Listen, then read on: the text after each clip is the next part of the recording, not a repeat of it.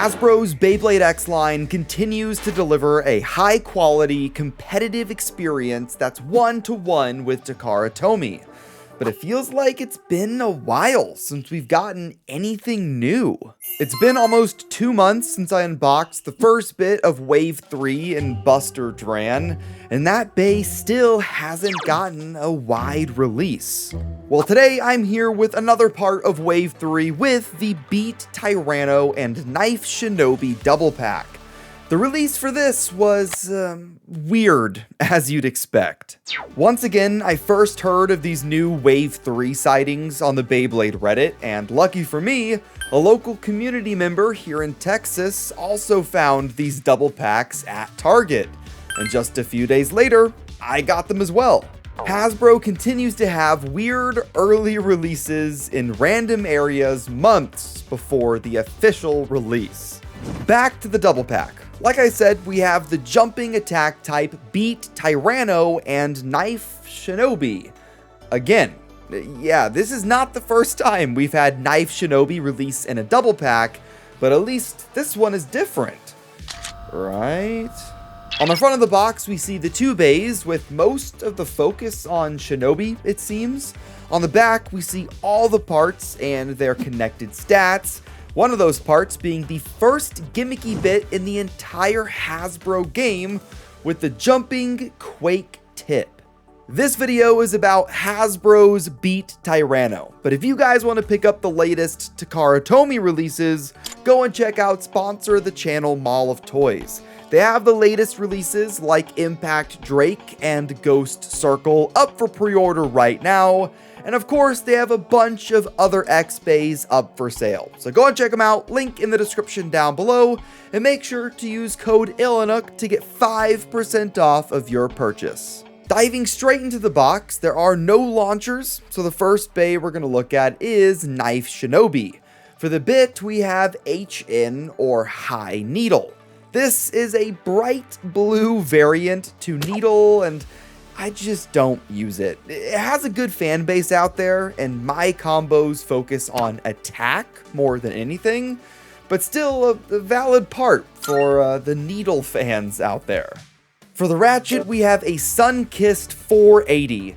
Four-sided ratchets I never use in my competitive combos because their square shape makes them less burst resistant for the most part. Also, the box shows this part has a pink color, but that is not true. It's orange. And finally, there's the Knife Shinobi blade. This bay, I think, is going to be really memorable because of how it was a Hasbro exclusive and then not. How the Takara Tomy version was the main bay in the Beyblade X Zone video game, and I have a gameplay series on my channel, by the way. Feel free to go and check it out. But despite its memorability, it's not good. Shinobi is a retooling of the Bay Horn Rhino, and because of that, it has a weak shape, and the weight is pretty low at around 31 grams. It doesn't have the red and blue metal coat that the Japanese version does either, so that's minus a few cool points. And finally, this is a re-release. We're on Wave 3 and getting a 100% one-to-one re-release already. Back in Wave 1, Knife Shinobi came in a double pack with Mountain Dew Keel Shark. Bit of a forgettable pack, but it did release. And now, less than 6 months later, they released it again with the exact same combo. They didn't change up the parts or the colors, and both bays scan the same when you try and load them onto the Beyblade X app. This is a bit of an L on Hasbro's side. They could have included any random booster recolor in here, and that would have been better. I don't like the idea of recycled bays like this because it just ruins the value of a double pack in the first place. Luckily, this pack isn't gonna lose much value because the prize is Beat Tyranno.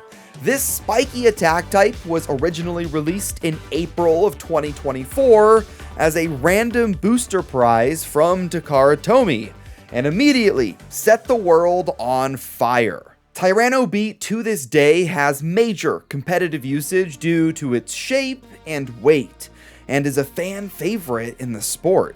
The bit is pretty funny and was the first gimmick tip ever to release. Quake is a weird half mix of flat and a gear flat tip.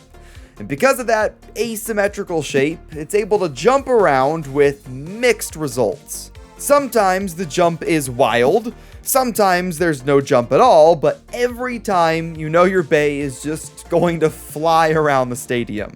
Obviously, this tip isn't in the meta, but it's still a lot of fun. The ratchet is 470 in a clear and red, which looks great, but once again, four-sided ratchets aren't for me. It is, however, the first four-sided 70 height ratchet ever released from either Takara Tomy or Hasbro, so did that trivia fact make it any more interesting? Finally, there's the TyrannoBeat blade, and this thing is just a monster. To this day, it's in the top 2 or 3 best looking BX bays with its spiked appearance and dinosaur theme. The weight is really solid as well, mine being around 37 grams, putting Tyranno in the elite heaviest weight class with Drake, Phoenix, and Pegasus. The entire Tyranno lineup is great as well. The Hasbro exclusive, at least for now, Roar Tyranno is rather rare and expensive at the moment. Beat Tyranno's full combo is definitely a bit odd though, with a square-shaped 470 ratchet and the gimmicky Quake bit. Will this jumping TyrannoBeat box its way out of the Hasbro X Stadium in one piece? It's time to find out. Actually, we're gonna interrupt to do a rapid-fire unboxing of this other Wave 3 pack with a white Sword Dran and yellow Gale Wyvern. This one isn't special at all. Both of these bays have been released before in different colors. This white sword, though, is really nice, especially those blue details. I need a Dran Buster in this color. Wyvern Gale, though, is a bit of a meme on my channel. I don't hate it, but I forget it exists 99% of the time.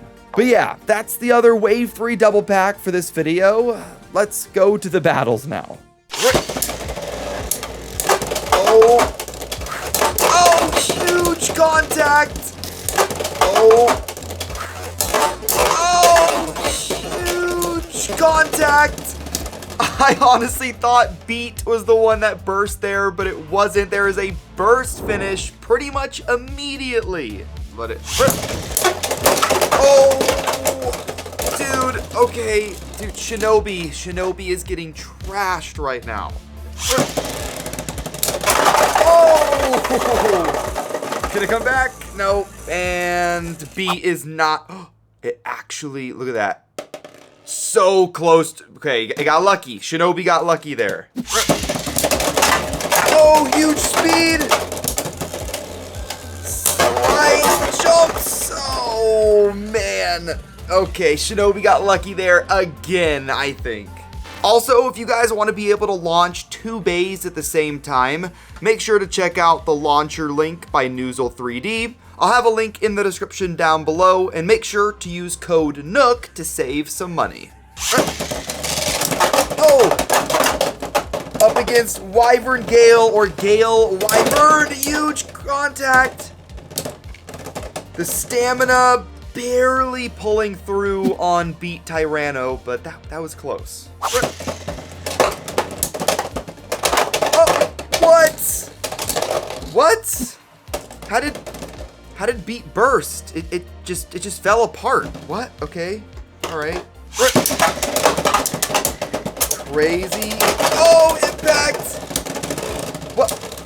Was that a burst? What? Did you guys see it burst? I did not see it burst at all, but there's a win for Beat Tyranno. Oh, huge hits. Oh, another one. Oh, but not quite enough stamina, but that's about what you expect from Quake. You get some insane contact and movement, but there's no stamina there for late game. Overall, Beat Tyranno was just crazy to battle with. While the blade is really strong, the craziness of the Quake bit was just too hard to control. Quake is a very entertaining part to play with, but that's about where the usefulness ends. Beat, though, is fantastic, and for a Hasbro meta that doesn't have Aero Pegasus or Cobalt Drake, this double pack is a must-buy for attack fans. At a price of $15 USD, even a recycled Shinobi doesn't take away from how good this set is. Remember, the original release of this anime color TyrannoBeat was as a random booster prize, which is one of the reasons its price on eBay is so high. This Hasbro release is going to make it accessible to way more people, and the price of the Japanese one will hopefully drop because of it. This double pack is an 8 out of 10 for me. I would definitely buy it if you can find it. Thanks for watching this unboxing. Hit that like button, hit subscribe to push us towards 350,000 subs. Have fun, and bay away.